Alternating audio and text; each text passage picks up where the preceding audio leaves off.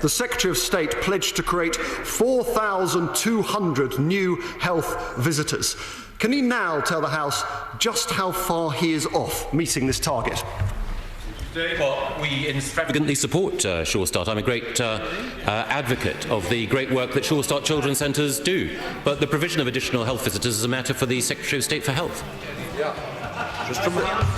Mr. Speaker, that is exactly the problem with this government. No cross-departmental thinking about having health visitors focused on early years development. The early years are indeed very important. That's when children often learn to spell, and it's important that the Secretary of State tells the difference between education, E-D-U-C-A-T-I-O-N, and health, H-E-A-L-T-H.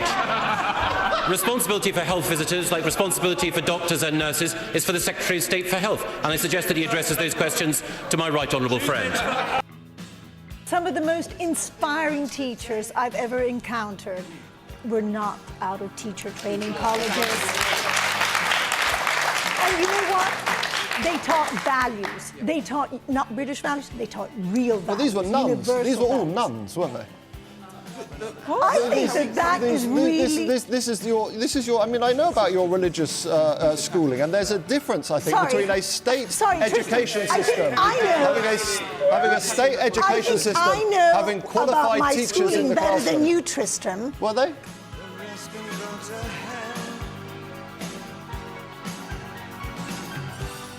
Of course, everything was absolutely wonderful under 13 years of Labour government, wasn't it? But I'd like to ask Mr Hunt the question, if you're so interested in tax matters, why was it that for 13 years the New Labour, or whatever they want to call themselves, held the top rate of tax at 40%. A few weeks before the election, they whacked it up to 50%, knowing that an incoming Conservative government would have to put it down again, which they did to 45%. And I've heard many times on this programme Labour representatives such as yourself and others saying, oh, the Tories have given tax cuts to their mates. I'm sorry, it's pure hypocrisy. Anyone who trusts your lot with the economy wants their brains taken. You know that we had a major financial crash in 07-08 which decimated our public finances. And as a result of that, we had to raise the top rate of tax so those with the broadest shoulders, those who are the wealthiest, could help to pay down the public finance deficit. So absolutely right. We make no apology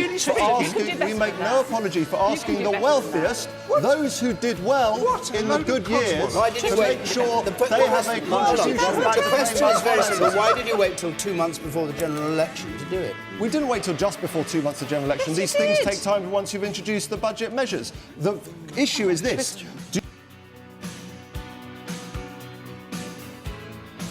Well, we've seen 762 Sure Start Children's Centres close in this Parliament under this government because of the cuts.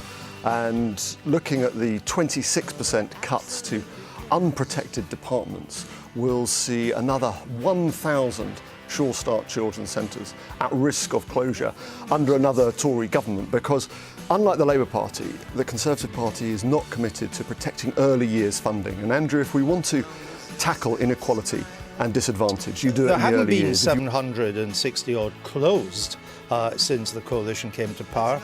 Most of them have been merged because they thought that was a better way of doing it. If I take the Charity for Children, overall there's a definitive shift taking place away from single-site providers towards clustering of centres management, and from universal to targeted centres, and that's expected to increase over the coming years. It's not a closure, it's been mergers because the people providing these Sure Start centres thought that was a better way to do it.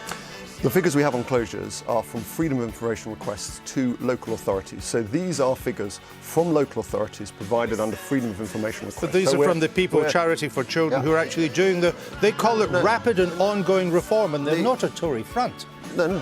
These are Freedom of Information figures from local authorities. Local authorities know how many Sure Start Children's Centres they have. But they're not closures. Yeah, but if I merge two Sure Start Centres into one bigger one, that looks like one closure, but it's actually one bigger one. In the vast majority of cases, it's not a bigger one. But that's not what the charity says. In the vast majority, well, one charity.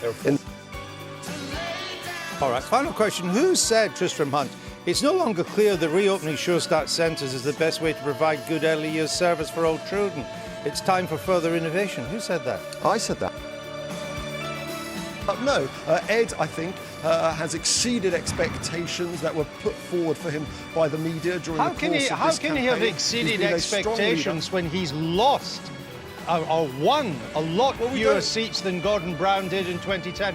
How by any definition, I mean, you're an academic, how by any definition of the English language could that be exceeding expectations?